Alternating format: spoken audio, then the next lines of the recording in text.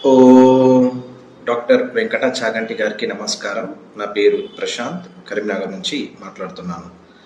ఆ, మ్, నాకు తెలుసు మీరు క్యాన్సర్ వ్యాధి పైన మందుని కనిపెట్టి ఒక మంచి ప్రయోగాన్ని చేపట్టబోతున్నారు. ఆ, మనస్ఫూర్తిగా ఆ ప్రయత్నం అనేది ఆ, సత్ఫలితాలను ఇవ్వాలని మనస్ఫూర్తిగా కోరుకుంటున్నాను సార్. ఆ, అది చాలా గొప్ప ప్రయత్నం. ఎందుకంటే నా స్నేహితులలో, రిలేటివ్స్‌లలో కూడా కొంతమంది క్యాన్సర్ బారిన పడి మరణించడం జరిగింది. మీ యొక్క ఈ ప్రయత్నం సత్ఫలితాలను ఇవ్వాలని తప్పకుండా మనస్ఫూర్తిగా కోరుకుంటున్నాను. ఆహ్, కాకపోతే జెన్యూన్‌గా నా మనసులో వచ్చినటువంటి ఒక సందేహం, ఈ క్యాన్సర్ ప్రయోగం పైన వచ్చిన సందేహాన్ని మిమ్మల్ని అడిగి మీ యొక్క సమాధానాన్ని తెలుసుకోవాలన్న ఆహ్, ఆహ్, ఉద్దేశంతో నేను ఈ ప్రశ్నను అడుగుతున్నాను. ఓం నమస్తే. నేను doctor Venkata Chaganti, president, university of applied Vedic sciences. Prashanth Kurapati గారికి ధన్యవాదాలు. మొట్టమొదట ఆయన చక్కగా ఈ ప్రయత్నం చాలా మంచి ప్రయత్నం అని చెప్పి ఆయన అప్రిషియేట్ చేస్తూ చెప్పాడు. దానికి ధన్యవాదాలు. అలానే నీ ప్రశ్న కూడా సమాధానం చెప్పుకుందాం. ఇప్పుడు ఆ ప్రశ్న విని సమాధానం చెప్పుకుందాం. అంతేకాకుండా అనేక మంది మనకి ఇన్వెస్ట్ చేస్తాం ముందుకొచ్చారు. ఇవాళ ఆగస్టు 15 మీకు స్వతంత్ర దినానికి అన్ని ప్రయత్నాలు పూర్తి అయి ఉంటాయి. మీరు మోడీ గారి ప్రసంగం అది వింటూ ఉంటారు ఇప్పుడు. సో దానికి సంబంధించి మీ అందరికీ శుభాకాంక్షలు, ఇండిపెండెన్స్ డే శుభాకాంక్షలు. అలానే మనందరికీ కూడా శుభాకాంక్షలు. నేను ఎందుకంటే ఒకప్పుడు భారతీయుడినే కాబట్టి నాకు కూడా అది శుభాకాంక్షలు. సో మీ అందరికీ ఈ స్వాతంత్ర దిన శుభాకాంక్షలతో పాటు ఇంకొక ప్రత్యేకత ఏంటంటే ఈరోజు ఆగస్ట్ 15తో ఇన్వెస్ట్మెంట్ కార్యక్రమం పూర్తవుతుంది. ఇంకెవరి నుంచి ఇన్వెస్ట్మెంట్ తీసుకోము, కానీ పంపిస్తాను అంటే కనుక సెకండ్ ఫేజ్ కన్సిడర్ చేయడానికి అవకాశం ఉంటుంది. సో అది మీ ఇష్టం, అది what ever you want to do it. So ఇవాళ లాస్ట్ కాబట్టి నాకు ఎవరైతే ఈమెయిల్ పెట్టారో వాళ్ళందరికీ నేను అవకాశం ఇచ్చాను. దానికి మనకి సఫిషియెంట్ ఫండింగ్ వచ్చింది. మంచి హోమం చేయబోతున్నాము. దానికి మేము పేషెంట్స్కి అందరికీ ఇన్ఫర్మేషన్ ఇస్తాము. అలానే ఎవరైతే ఇన్వెస్ట్ చేశారో వాళ్ళకు కూడా ఇన్ఫర్మేషన్ ఇస్తాము, ఎప్పుడు ఎక్కడ ఎలా అని. ఇప్పుడు ఈ సంవత్సరమే జరుగుతుంది, కానీ డీటెయిల్స్ పంపిస్తానండి. ఇప్పుడు మనము ప్రశాంత్ కూరపాటి గారి ప్రశ్నకు సమాధానం చెప్పుకుందాము. ఫస్ట్ ఆ ప్రశ్న విందాం. నిన్న మీరు ఒక వ్యక్తితో చేశారు ఒక వీడియో, అది చూశాను.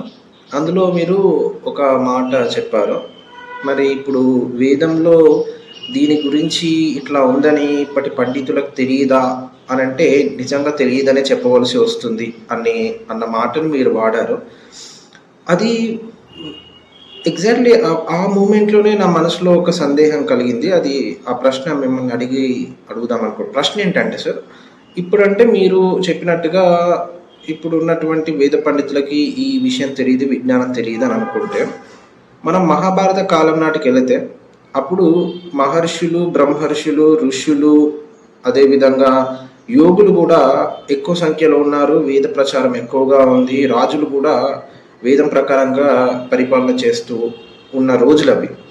అయితే మనందరికీ తెలుసు పాండురాజు గారు ఆయన మామూలు వ్యక్తి కాదు, ఆయన మహారాజు. ఆయన పాండు అనే వ్యాధితో మరణించడం జరిగినట్టుగా మనము మహాభారతంలో చూస్తాము.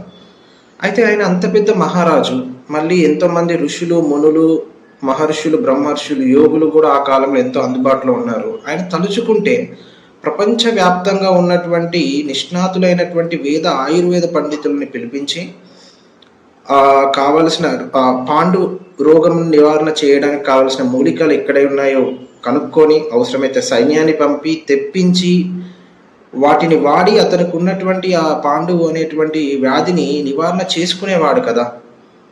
కానీ మనం మహాభారతంలో చూస్తే వారు పాండు రోగంతోనే మరణించినట్టుగా తెలుస్తుంది. సరే, కొంతమంది చెప్పచ్చు అది శాపం అండి, శాపం ఇచ్చారు కొంతమంది అంటే. బట్ ఏ శాపం ఇచ్చినప్పటికి కూడా వేదము పరమాత్ముడు ఇచ్చిన జ్ఞానం, పరమాత్మునికి మించి అయితే ఉండదు కదా. వేదంలో సమాధానం ఉన్నప్పుడు అది శాపమైనను కూడా దానికి తగిన సొల్యూషను వేదంలో ఉంటుందని మనం నమ్ముకుంటాం. కాబట్టి దానికి సొల్యూషన్ దొరికి ఉండాలి. ఆ కాలంలో పైగా మహారాజు, ఎంతోమంది ఋషులు, మునులు అవైలబుల్‌గా ఉన్నారు. మరి ఆయన చేసి ఉండవలసింది కదా! కానీ అక్కడ మనకి దీన్ని చూస్తే మరి ఆయన ఆ వ్యాధితోని చనిపోయినట్టుగా తెలుస్తుంది. దీన్ని బట్టి మరి దానికి మందు అనేది వేదంలో లేదని చెప్పవలసొస్తుందా? లేకపోతే అప్పుడు కూడా పండితులకి తెలియదని చెప్పవలసొస్తుందా? అని ఈ రిఫరెన్స్ పరంగా మనం చూసుకున్నట్టయితే ఇప్పుడు ఈ క్యాన్సర్ మందు గురించి కూడా ప్రశ్న మనకొస్తది కదా! ఎలా పనిచేస్తది? అసలు పనిచేస్తదా? పనిచేయదా? అనేది. సో, దీనిపై మీ యొక్క అభిప్రాయాన్ని తెలుసుకుందామని మీరు దీనిపై స్పందించి, ఎందుకంటే ప్రస్తుతం నడుస్తున్న టాపిక్ ఇదే కాబట్టి దీనిపైన మీరు స్పందించి వీడియో చేస్తారని నేను అనుకుంటున్నాను. పర్సనల్‌గా నాకు ఈ డౌట్ వచ్చింది. ఏమై ఉంటుంది అని తెలుసుకోవాలన్న ఒక ఇంటెన్షన్‌తో అడుగుతున్నాను. మీరు స్పందించి వీడియో చేస్తారని కోరుకుంటున్నాను సార్. ధన్యవాదాలు. ఓం. ప్రశాంత్ కూరపాటి గారు అద్భుతమైన ప్రశ్న అడిగారు. ఎంత అద్భుతం అంటే అది అసలు నిజంగా యూత్ ఇలా ఉండాలి. మంచి ప్రశ్న, మంచి పద్ధతుల్లో అడిగాడు. చాలా చక్కగా ఎగ్జాంపుల్ ఇచ్చి, చాలా వినమ్రంగా ప్రశ్న అడిగాడు. అది really appreciated. Thank you Prashanth తీసుకొచ్చినందుకు ఈ ప్రశ్నని. వారి ఉద్దేశ్యం ఏంటంటే, ఇప్పుడు మహాభారతం టైంలో పాండు మహారాజు ఒక వ్యాధితో బాధపడుతున్నాడు. ఆ వ్యాధికి మరి మందు ఉంటుంది కదా! మందు ఉన్నప్పుడు మరి ఆ రోజుల్లో పండితులు లేరు. వ్యాస మహర్షి లాంటి వాళ్ళే ఉన్నారు. అలాంటప్పుడు ఈయన రక్షింపబడతాడు కదా! కానీ అది శాపం అని చెప్పి తప్పించుకోవడానికి ప్రయత్నం జరుగుతోంది. ఆ రోజు పండితులు ఉన్నారు కదా! దాని శాపానికైనా విమోచన ఉంటుంది కదా! అని నిజం. ప్రశాంత్ గారు అది వాస్తవం అది. ఆ రోజు పండితులు ఉన్నారు. యెస్. ఆ రోజు ఉన్నారు. ఈ రోజు ఉన్నారు. అయితే నేను చెప్పిందేంటంటే, మరి పండితులకు తెలవదా కొంతమంది అంటే, తెలవదని ఎందుకు చెప్తున్నానంటే, తెలిస్తే ఇంప్లిమెంట్ చేయడానికి నాలాగా ముందుకొస్తారు. అది ఇంప్లిమెంట్ చేసే ధైర్యం ఎందుకు లేదంటే వాళ్ళకి నమ్మకం లేదు కాదు. నమ్మకం లేని వాళ్ళు వేదం తెలుసు అని అనడం తప్పు. ఇది ప్రశాంత్ గారు. అవునా? కదా! మీరు మోటార్ సైకిల్ మీద మీ ఫ్రెండ్ ఇంటికొచ్చారు. ఆపారు. ఫ్రెండ్‌తో మాట్లాడారు. తిరిగెళ్ళేటప్పుడు మళ్ళీ మోటార్ సైకిల్ స్టాండ్ తీశారు. అది ఆన్ చేశారు. కిక్ కొట్టారు రాడ్‌ని. స్టార్ట్ చేసి ఎళ్ళిపోతారు. మీరు కిక్ కొట్టినప్పుడు స్టార్ట్ అవుతుందని తెలుసు మీకు. అందుకని కిక్ కొడతారు, స్టార్ట్ చేస్తారు. అది స్టార్ట్ అవ్వట్లేదు అనుకోండి, ఏదో ట్రబుల్ వచ్చిందని మీకు అర్థమవుతుంది. సో, ఇలా మీకొక జ్ఞానం ఉంది. మినిమమ్ జ్ఞానం ఉంటుందన్నమాట. అసలు ఇది మోటార్ సైకిలే కాదు అని ఎవడన్నా అన్నాడనుకోండి, మీరు నవ్వుతారు. ఇప్పుడు నేను వచ్చిందే దాని మీద అని చెప్తారు. అవునా? కాదా? సో, ఇది విశేషం ఏంటంటే జ్ఞానం ఉన్నవాడు చెప్పే మాటలవి. అజ్ఞాని అన్నవాడు ఇది మోటార్ సైకిల్ కాదు, ఇది ఎక్కడ ఎవరిని తీసుకెళ్ళేది, ఏది బయలుదేరట్లేదు అని అన్నాడనుకుందాం. అప్పుడు మీకు నవ్వొస్తుంది. ఇతనెప్పుడు మోటార్ సైకిల్ చూడలేదు అని అంటారు. అప్పుడు వీడికి తెలవదు అని అంటారు. సో, అలానే వేద పండితులన్న వాళ్ళు వేదాన్ని ముందర పెట్టుకొని దీపంలాగా చీకటిని దూరం చేస్తూ ప్రజలకి ప్రకాశాన్నివ్వాలి. అది వేదం అంటే. అలాంటి వేదం తెలిసిన పండితులు లేరన్నా నేను. ఏదో పొట్టకూటి కోసం చేసుకోవడం వేరు. అలానే ఏవో సొట్ట కబుర్లు చెప్పేసి కాలం గడపడం వేరు. కానీ ప్రజలకు ఉపయోగపడే చెయ్యాలి. ఇప్పుడు వరుణ యాగం అని మొదలుపెట్టారు. అదేంటి ప్రభుత్వం ముందుకొచ్చింది, డబ్బులు ఖర్చు పెడుతుంది కాబట్టి ముందుకొచ్చారు. అలా ఎవరన్నా డబ్బులు ఖర్చు పెడితే రండి నేను చేస్తా న్యాయం, ఇది ఈ వేదంలో ఉన్నది, దీని సొల్యూషన్ ఉందని ఎవరన్నా ముందుకొస్తే మీరు ఇప్పుడు నేను అనౌన్స్ చేశాను, మీరు ముందుకొచ్చారా లేదా కొంతమంది? చాలా అద్భుతంగా వచ్చారు ముందుకి. సో, అలా వచ్చినప్పుడే మనం ప్రయోగం చేయగలుగుతాం. ప్రయోగానికి అవకాశం లేకుండా వేదం మీద చెత్తాది చెదారము అని పడేసేసేస్తే ఇక దీనికి ప్రయోగం ఉండదు. మన దేశంలో ప్రయోగం చెయ్యనివ్వరండి. ఇది గుర్తుపెట్టేసుకోండి ప్రశాంత్ గారు. చెయ్యనివ్వరు. ఎవడో అమెరికా వాడు చేశాడు. దాన్ని తెచ్చుకున్నాను. దాని మీద నేను ప్రయోగం చేయాలి తప్పితే నా సొంతగా నేను ప్రయోగం చేయలేదు. ఇది భారతదేశం యొక్క నైతిక పరిస్థితి. భారతదేశంలో ఎంతోమంది యువకులు, యువతులు బ్రహ్మాండంగా కనిపెట్టేందుకు రెడీగా ఉన్నారు. అద్భుతంగా చేస్తారు. వాళ్ళకి ధనం ఇచ్చి నుంచోబెట్టండి. అది చెయ్యకపోతే వాళ్ళు ఎక్కడి నుంచి చేస్తారు? చేయలేరు. చేద్దాం అనుకున్నా గానీ వాళ్ళు నీరసం తెప్పించేస్తారన్నమాట. లేతే ఎవడో ఒకడు కొట్టేస్తాడన్నమాట. ఇది జరుగుతుంది. అది కొట్టేసే పని వాడేమైనా ఉపయోగించుకుంటే వాడు ఉపయోగించుకోడు. కల్తీ చేసి వదిలిపెడతాడు. ఎందుకంటే జ్ఞానం లేదు కదా! సో, సో మనం తెలుసుకోవాల్సింది ఏంటంటే బాంబేలో ఒక షాప్ ఉంది, అది పాత కార్లని కొత్త మోడల్ చేసి పెడతాడు. అంటే బేసికలీ కారు నడిచే కారు కాబట్టి, అది ఇంజన్ ఉంది, దాన్ని నడుస్తుంది కాబట్టి దాన్ని ఏమైనా చేయొచ్చు. అంటే మన తెలుగులో సామెత ఉంది, జుట్టు ఉంటే ఏ కొప్పన్నా పెట్టుకోవచ్చు అని. అలా మన వాళ్ళు అంతవరకే ఉన్నారు. సొంతగా కనుక్కోవడం అంటూ ఎందుకు చేయలేదు? చేయగలరు, ధనము వెచ్చించండి. ఫెయిల్ అయితే ఫెయిల్ అయింది, ఫస్ట్ మన వాళ్ళు ట్రై చేస్తున్నారు కదా, ట్రై చేయనివ్వండి. సిన్సియర్గా ట్రై చేసేవాడిని ట్రై చేయనివ్వండి. అలా ప్రయత్నం చేయనివ్వరు. ఆ ప్రయత్నం చేయకుండా భారతదేశంలో యువకుల్ని నాస్తికుల కింద మార్చారు. వాళ్ళు ఆ నాస్తిక మతం పట్టుకుని వెళ్ళిపోతున్నారు. అలా కాకుండా ఇప్పుడు పెద్ద పెద్ద కంపెనీలు లైక్ రిలయన్స్ అంబానీ లాంటి వాళ్ళు, టాటా లాంటి వాళ్ళు ఉన్నారు. వాళ్ళు ఏం చేయాలి? బాబు ఛాలెంజ్, ఇది చేయండి, మేము 10 కోట్లు ఇస్తాం చేసిన వాడికి. మీకు ఎంత ఖర్చు అవుతుందో చెప్పండి, మేము ల్యాబ్ కన్స్ట్రక్ట్ చేస్తాం, మీరు చేయండి.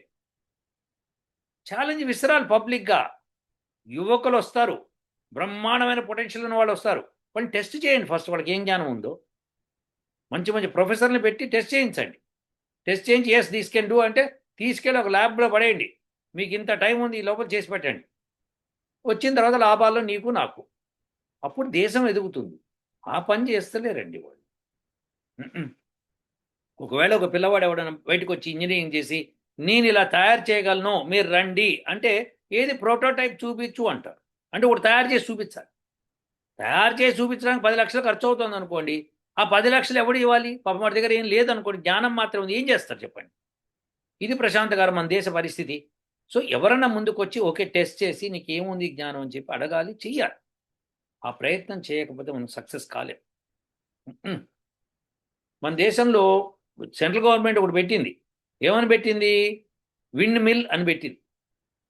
అంటే ఏంటి? మీరు ఎక్కడన్నా మీరు విండ్ మిల్ పెట్టుకుంటే, మీరు 1/4 పెట్టుకుంటే మేము 3/4 ఇస్తాం. నేను నాంపల్లిలోకి వెళ్ళి అక్కడ ఆఫీస్ ఉంటే సింగిల్ విండో అన్నారండి, మీరు నమ్మరు. నేను అప్లై చేసి ఏం చేశారు తెలుసా? ఇది అలా కాదండి, సింగిల్ విండోని ఏదో గవర్నమెంట్ చెప్తుంది, వెనకాల ఆమ్యామ్య ఎం ఎం యామ్ ఎం ఎం ఎం ఎం ఎం యామ్ యామ్ యామ్ నడుస్తాయన్నారు. తీసుకొచ్చేసి నేను బెంగళూరు వాళ్ళతో నేను కాంటాక్ట్ అయ్యాను. వాళ్ళు ఏమన్నారంటే మొత్తం ఎస్టాబ్లిష్ చేసి ఇస్తాం నీకు,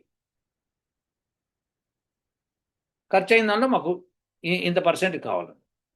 అంత చక్కగా వాళ్ళతో మాట్లాడుకుంటే వీడికి ఇవ్వలేదు పర్మిషన్. అంటే వాడు చుట్టూ తిరగాలట, ఎవడెవడికో చేతులు తడపాలట. నేను తడపను కాక తడపనన్న, ఇష్టమైతే ఇవ్వండి లేకపోతే లేదు. ఇది ఎప్పుడు మాట్లాడుతున్నా? 90sలో మాట్లాడుతున్నాను. సో పరిస్థితి మారిపోయి ఉండొచ్చా, మారిందని నాకు తెలియదు. కానీ ప్రశాంత్ గారు ప్రయత్నం చేయాలి. ప్రయత్నం వేదంలో ఉన్నది కనుక్కున్నాం. అప్పట్లో కనుక్కోలేదంటే కనుక్కున్నారు కాబట్టి అప్పుడు బ్రహ్మాండంగా బతికారు. చూడండి వ్యాస మహర్షి పాపం గాంధారి గర్భస్రావం అయితే ఆ పిండాలన్నింటినీ 100 కుండల్లో పెట్టి మరి పిల్లల్ని కనేటట్టుగా చేశాడు. మరి దాన్ని ఈ రోజుల్లో ఎవడన్నా చేయగలడు ఛాలెంజ్. మరి వ్యాస మహర్షికి తెలియదంటే ఎట్లా? అది ఉత్తి స్టోరీ అండి. అయితే పాండరాజు కథ కూడా స్టోరీ, ఇంకా దాని గురించి మాట్లాడదు. సో ఏదన్నా మీరు నమ్మితే కనుక పూర్తిగా నమ్మండి. విశ్వామిత్రుల వారు ఏం చేశారు? అక్కడ వశిష్ఠుడితో ఛాలెంజ్ చేసి స్వర్గానికి పంపిస్తా అని చెప్పి ప్రయత్నం చేశాడు. ఆ ప్రయత్నంలో ఆయన ఎంత గొప్ప సృష్టి చేశాడు. ఆయన మనకి ఇప్పుడు కథల్లో చెప్తారు, సింహానికి ప్రతి సృష్టి పులిని చేశాడు. సో ఒకదానికొకటి ప్రతి సృష్టి చేసి పెట్టాడు. అది విశ్వామిత్ర సృష్టి అంటారు. మరి అది ఎంతవరకు నిజమా అంటే మనకు తెలియదు, కానీ ఇదైతే జరిగింది. కాబట్టి మనం బాగా అర్థం చేసుకోవాల్సింది ఏంటంటే, ఏదన్నా కానీ ప్రయత్నంతో చేయగలుగుతాము. ఇక పాండ్రాజు విషయం మళ్ళీ వద్దాం. పాండ్రాజు విషయంలో ఏం జరిగింది చూద్దాం. పాండ్రాజుకి ఆ వ్యాధి వచ్చింది. సరే వ్యాధి వచ్చింది కాబట్టి ఆయన ఇది కాకూడదంటే శాపం అన్నాడు. శాపం ఆ ముని ఏమిచ్చాడు? శాపము దట్ నువ్వు గనక నీ భార్యను ముట్టుకునే ప్రయత్నం చేస్తే చచ్చిపోతావు అన్నాడు. అంటే నీకు ఒకవేళ సెక్షువల్ కోరిక వచ్చింది నీ మైండ్లో అంటే నువ్వు చచ్చిపోతావు అన్న. ఇప్పుడు దీనికి ఇదొక జబ్బు అని గుర్తుపెట్టుకో. ఎస్, కానీ దానికి ఈ జబ్బుకి పథ్యం ఏంటి అంటే, పథ్యం అంటే ఏంటంటే ఇవి తినకూడదు, అవి తినకూడదు, ఇవి చేయకూడదు, అవి చేయకూడదు అంటే సెక్స్ చేయకూడదు అన్నదే పథ్యం. అలా అయితే నువ్వు బతుకుతావు, లేకపోతే నువ్వు బతకవు అని చెప్పి అతను చెప్పాడు. సో ఇది మనం అర్థం చేసుకోవాల్సిందన్నమాట. సో అప్పటిదాకా అతను భార్యలతో కలిసే ఉన్నాడు, ఏం కాలేదు. ఈ శాపం తర్వాతనే అయింది కాబట్టి ఏదో జరిగి ఉండాలి అక్కడ. అది జరిగిన తర్వాత అతను విరక్తి చెంది ఉంటాడు, అడవిలోనే ఉన్నాడు. సో ఆ భార్యని ముట్టుకోవాల్సిన పరిస్థితి ఏర్పడింది. ఎప్పుడు పిల్లల్ని కన్న తర్వాతన, కనక ముందు ఒకసారి చదవండి తెలుస్తుంది. సో దెర్‌ఫోర్ ఇది ఈ పిల్లల్ని కన్న తర్వాత అంటే ఎవరి ద్వారా కన్నారు, ఎలా కన్నారు అది ఇంకో స్టోరీ. సో ప్రస్తుతం అయితే ఇది. కాబట్టి అది మనకేంటే ప్రతి ఆయుర్వేదానికి మనకి ఆయుర్వేద డాక్టర్లు చెప్తూ ఉంటారు. అదేంటంటే నువ్వు ఇది తినకూడదు, అది తినకూడదు అప్పుడు ఈ మందు పనిచేస్తుందని చెప్తారు. సో అలా ప్రతి భక్తికి కూడా అంతే. ఏదన్నా సరే శాపం వచ్చింది అంటే ఆ శాపానికి విరక్తి ఇదే. అంటే దాన్ని విరుగుడు ఇదే. విరక్తి కాదు, విరుగుడు ఇదే. ఏంటంటే పథ్యం. సో అది మనం చూసుకోవాలన్నమాట. అంటే మనం ఈ ఈ ఈ ఈ జబ్బున్నవాడు ఎట్టి పరిస్థితుల్లోనూ భార్యతో సంగమించకూడదు. ప్రయత్నం కూడా రాకూడదు మైండ్‌లో. అప్పుడు బతికే ఉంటాడు అని ఒక జబ్బు. దానికి వేదంలో ఉండుంటుంది. మరి పాండురాజు ఎందుకు అప్రోచ్ అవ్వలేదు? ఏమో ఎందుకు అప్రోచ్ అవ్వలేదు? మనకేం తెలుసు? ఇప్పుడు అది వ్యాస మహర్షి చెప్పినట్టుగా ఎక్కడన్నా ఉందా? లేదుగా, చెప్పుంటే కనుక ఆయనే చేసేవాడు కదా! ఏదో ఒకటి చేసేవాడు కదా! ఆయనకి నమ్మకం లేదేమో! మనకేం తెలుసు ఇవన్నీ? సో, భారతంలో ఎక్కడా రాయలేదు. సో, అనేక జబ్బులకి అక్కడ మందులిచ్చారు. భారతంలో ఉంది. ఒక్కొక్క దానికి. ఇప్పుడు సర్పయాగం చేశారు మరి. ఏం చేశారు మరి సర్పయాగం ఎందుకు చేశారు? సో, ప్రయత్నం అయితే చేశారు కదా! సో, అలానే అనేక ప్రయత్నాలు చేస్తూ పోయారు. మహాభారతంలో ఈ పాండురాజుకి ఇప్పుడు 5 పిల్లలు, 2 భార్యల ద్వారా ఎలా కలిగారు అని మనం విచారణ చేస్తే అప్పుడు మనకు ఒక థాట్ వస్తుంది. ఆ థాట్‌ని మనం ముందుకు తీసుకెళ్ళాలి. ఎంత రాయాలో అంత రాస్తారు అప్పుడు. ఎందుకంటే అప్పుడు తెలుసు కామన్‌గా ఉంటుంది కాబట్టి. ఉదాహరణకి ఇప్పుడు మనకి ఎలక్షన్స్, డెమోక్రసీలో ఎలక్షన్స్ ఉంటాయి కాబట్టి నరేంద్ర మోడీ గెలిచాడు అని చెప్పి రాశారు. లెట్ అస్ సే. కొన్ని వేల సంవత్సరాలు అయిపోయింది. అప్పుడు ఈ డెమోక్రసీ లేదు. ఇంకోటేదో ఉంది. గెలిచాడు అంటే ఆయన ఏం చేశాడు? యుద్ధం చేశాడా? అప్పుడు మన పత్రికలో వాళ్ళు రాస్తూ ఉంటారు బ్రహ్మాండంగా. నరేంద్ర మోడీ యుద్ధ పటిమ చూడండి ఎట్లా గెలిచాడు అని చెప్పి రాశాడు అనుకుందాం. అది మీకు అక్కడికి వస్తుంది. ఇప్పట్లో కామన్. ఇప్పుడు యుద్ధ పటిమ అంటే మనకు తెలుసు. ఆయన ఏమి కత్తి పుచ్చుకొని తిరగలేదు, బాణాలు ఏమి వేయలేదు, గన్లు పుచ్చుకొని తిరగలేదు. ఆయన ఓన్లీ ఓటర్స్ మనసు దోచుకున్నాడని మనకు అర్థమైపోతుంది. కానీ అప్పటికి కొన్ని వేల సంవత్సరాల తర్వాత ఈ సిస్టమ్ లేదు, కొత్త సిస్టమ్ ఉంది. ఈ సిస్టమ్ అంటే ఏమిటో అనేది ఒక కథలానే ఉందనుకోండి. అప్పుడు వాళ్ళకి తెలియదు. అప్పుడు వాళ్ళు అలా అర్థం చేసుకుంటారు. అలా జరుగుతూ ఉంటుందన్నమాట. ఎప్పుడు ఏ పరిస్థితులు ఉంటే ఆ పరిస్థితులు రాస్తారు వాళ్ళు. రాసిందని మనం అర్థం చేసుకోవాలి. ఇప్పుడు కృష్ణుడి తర్వాత మరి అక్కడ మొత్తము ద్వారకా నగరం మునిగిపోయి శాపం మూలంగా. ఎవరి శాపము? కొంతమంది ఋషుల్ని ఎవరు ఏడిపిస్తే మీరు ముసలమ్మ వచ్చి చచ్చిపోతారని చెప్పి వాళ్ళు శాపం పెట్టారు. అయిపోయింది. వాళ్ళు చనిపోయారు అంటారు. సో ఇప్పుడు ఇదేమిటిది? దీనికి మందు లేదా? కృష్ణుడికి తెలవదా? అంటే ఏంటంటే కొన్ని వాటికి వాళ్ళు ఏమీ గొడవ పడకుండా సాధు స్వభావంతో బతకాలని ఉంటుంది. అలా ఉంటేనే బతకగలుగుతారు. లేదా బతకలేరు. ఇంకా ప్రాణం ఉండదన్నమాట. సో వీరు కూడా పాండురాజు కూడా ఇంకా సంగమం చేయకూడదు. చేయకుండా భార్యలతో ఆయన కూడా మునిలాగా బతకాలి. ఇప్పుడు విశేషమైన దీనిలో వెనకాల కథ చూడండి. ఆ ముని ఆయన భార్య ఇద్దరు జంతువుల రూపంలో సంగమిస్తూ ఉంటారు. అది ఏం అవసరం వచ్చింది ఆ మునికి జంతువుల రూపంలో సంగమించాల్సిన అవసరం ఎందుకు వచ్చింది? ఆశ్చర్యంగా లేదు? ఫస్ట్ ఆ క్వశ్చన్ వేసుకోవాలి మనం. అవునా? సో ప్రశాంత్ గారు వెరీ క్లియర్‌గా చెప్తున్నాను. వేదంలో ఉన్నది మనం ఫాలో అయితే జాగ్రత్త తీసుకోండి. ఇప్పుడు మేము ఈ క్యాన్సర్‌ని నివారించడానికి ఆ పేషెంట్స్ కూడా సహకరించాలి. వాళ్ళు కూడా పవిత్రంగా ఉండాల్సొస్తుంది. అంటే ఏంటంటే చాలా వ్రత నియమాలుంటాయి. అవి పాటిస్తూ ఈ యజ్ఞం చేయడం మూలంగా ఫలితం వస్తుంది. ఆ వ్రతం నేను చెయ్యను, నువ్వు మందెయ్యి. ఇప్పుడు అలోపతులున్నాయి, మీరు తీసుకోండి. ఈ వ్రతం పాటిస్తేనే మీకవుతుంది. ఇలా అయితేనే జరుగుతుంది. ప్రాసెస్ అది. నేనేం చేయలేను. వేదం అలా చెప్పింది అలానే చేస్తాను. అది ప్రశాంత్ గారు. ఖచ్చితంగా ఆ రోజు పండితులున్నారు, ఈ రోజు పండితులున్నారు. కానీ పండితులు బయటికి రాకపోవడానికి కారణము నాస్తికత్వం పెరగటము, వేదం అంటే నమ్మకం లేకపోవటము, వీళ్ళు నమ్మకం కలిగించలేకపోవటం.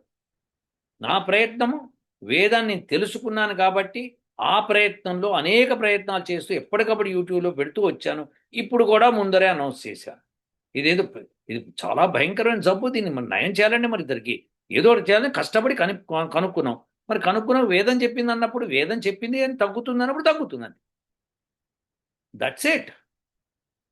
ఇప్పుడు ఉన్న వేద పండితులు తెలీదా అంటే తెలీదనే చెప్పాల్సొస్తుంది నేను. తెలుసుంటే వాళ్ళు ఇలా బయటికి రావాలి. వాళ్ళకి భయం ఉందనుకోండి, బయటకు వస్తాం, చేస్తాము, ఫలించకపోతే మన ఏమనుకుంటారు? ఏమనుకుంటారు? ఎత్తి కుదేస్తారు, 2 అనుకుంటారు. నీకు తెలియదు, నువ్వు సరిగ్గా చేయలేదు అనుకుంటారు. మళ్ళీ ప్రయత్నం చేయి. ప్రయత్నం చేయనంటే ఎట్లా? ఈ కథ తెలుసుకోండి, అందరు వేద పండితుల కథ తెలుసుకోండి. మనకి ఒక ఇప్పుడు టైర్లు ఉన్నాయి, రబ్బర్ టైర్లు. అది కనిపెట్టిన వాడి పేరు ఏదో సియేటో ఏదో ఉంది, వాడి పేరు నాకు సరి గుర్తు రావట్లేదు. సో అతను ఏం చేశాడంటే, చాలా మంది దగ్గర నాలాగానే డబ్బులు తీసుకున్నాడు. తీసుకొని నేను ఇదిగో ప్రయత్నం చేస్తాను, చేశాడు, మొత్తం ఖర్చు పెట్టాడు, చేశాడు, కానీ అది ఫలించలేదు. దాంతో వాడి మీద కేసు వేశారు, వాడు జైల్లో పోయాడు, ఏదో అయింది. తర్వాత జైలు నుంచి బయటకు వచ్చి, నేను దేనికోసమైతే కష్టపడ్డానో, ఏదైతే ఫలించలేదో మళ్ళీ చేస్తానని చెప్పి మళ్ళీ కూర్చొని చేశాడు. చేసి ఫలించింది. ఇప్పుడు ఆ కంపెనీ పేరు మీద ఏ ఆ కంపెనీ ఏదైతే ఉందో అది లేని సిటీ అంటూ లేదు. ప్రతి సిటీలోనూ వాళ్ళ కంపెనీ షాప్స్. ఇది విశేషం ప్రపంచం అంతా. మరి ఇంత గొప్ప వ్యక్తి అయ్యాడు. ఎందుకంటే ప్రయత్నం చేయాలండి. భయపడిపోయి మూల కూర్చొని అవ్వదు, చెయ్యదు, మనకెందుకులే, ఎవడో ఏదో చేస్తాడు, మనం భజన పరులాగా భజన చేద్దామని కూర్చుంటే ఎన్నటికీ అవ్వదు. ప్రశాంత్ గారు, మీలాంటి యువకులు ముందుకొచ్చి గట్టి ప్రయత్నం చేయాలి మీకు ఉన్న స్కిల్స్లో. ఇప్పుడు మా స్టూడెంట్స్ వాళ్ళు వేదం నేర్చుకుందాం అనుకుంటే వచ్చారు. వాళ్ళు స్కిల్తో దాన్ని నేర్చుకున్నారు, దాన్ని కనిపెట్టారు, దాన్ని సాధించడానికి అనేక మార్లు దాన్ని మదనం చేశారు. ఇప్పుడు వాళ్ళు కాన్ఫిడెంట్గా ఉన్నారు, దీంతో పనిచేస్తుంది అని. అందుకే ముందుకెళ్తుంది. సో డెఫినెట్గా పనిచేస్తుందండి. ఎట్టి పరిస్థితుల్లో అనుమానించకండి, వేదాన్ని అనుమానించకండి. వేదంలో చెప్పిన నియమాలు పాటించుకోకపోతే అదే అయిపోతుంది. సో వేద నియమాలు ఏంటి అని పేషెంట్స్కి చెప్తాము, అందులో యజ్ఞంలో పాల్గొనే వాళ్ళకి చెప్తాము. అన్నీ చేసి దాన్ని మేము అవలంబించి అప్పుడు రిజల్ట్స్ తీసుకొస్తాం. రిజల్ట్స్ వెంటనే ఇట్లా హోమం చేయంగానే వాడు లేచేసి పరిగెత్తేసి ఏదో ధూమ్ధామ్ చేస్తాడు కాదు. ఆ వ్యాధి నివారణ మెల్లగా జరుగుతుంది, దానికి కొంతకాలం పడుతుంది. ఆ రిజల్ట్స్ అన్నీ మనకి బ్యాకప్ వస్తాయి. మళ్ళీ ప్రీవియస్ రికార్డ్స్ పెట్టుకుంటున్నాం, ఆఫ్టర్వర్డ్స్ రికార్డ్స్ పెడతాం. ఇప్పటిదాకా క్యాన్సర్ ఉంది అని నిరూపించే రికార్డ్స్ అన్నీ మేము పరిశీలించి, ఎస్, ఈ పరిశీలనలో క్యాన్సర్ ఉందని మా డాక్టర్ గారు చెప్పారు. దాని తర్వాత ఇప్పుడు నెక్స్ట్ ఏం చేయబోతున్నాం అనేది చేసిన తర్వాత మళ్ళీ వాళ్ళ రికార్డ్స్ వాళ్ళు టెస్ట్ చేసుకొని మాకు రికార్డ్ సబ్మిట్ చేయాలి. మళ్ళీ ఆ కండిషన్ మీదే వాళ్ళని తీసుకుంటాం. సో అని చేసిన తర్వాత అప్పుడు మేము ఇగో ఇది వచ్చింది రిజల్ట్ అన్నప్పుడు, ఇది ఫస్ట్ టైం కదా, ఇంకోసారి చేసి చూపించండి అని బస్తీ మీద సవాల్ అని చెప్పి దిగేవాళ్ళు ఉంటారు. మళ్ళీ ఒకసారి చేస్తాం. 2 సార్లు సరిపోదండి, ఇంకోసారి మళ్ళీ 3వసారి చేస్తాం. ఇది జరుగుతుందండి. ఇది ప్రాసెస్. అందరు మనుషులు నమ్మాలంటే తొందరగా నమ్మరు కదండి, చేస్తూనే ఉంటాం. సో మీరందరి సహకారంతో ఇక్కడ దాకా నేను వచ్చాను, నా స్టూడెంట్స్ వచ్చారు. మీ అందరి యొక్క ఆశీర్వాదము, మీ అందరి యొక్క బ్లెస్సింగ్స్ మాకు ఎప్పుడూ కావాలి. మీరు వేదాన్ని నమ్మండి, విజయం సాధిస్తారు. ఉంటానండి. ఓ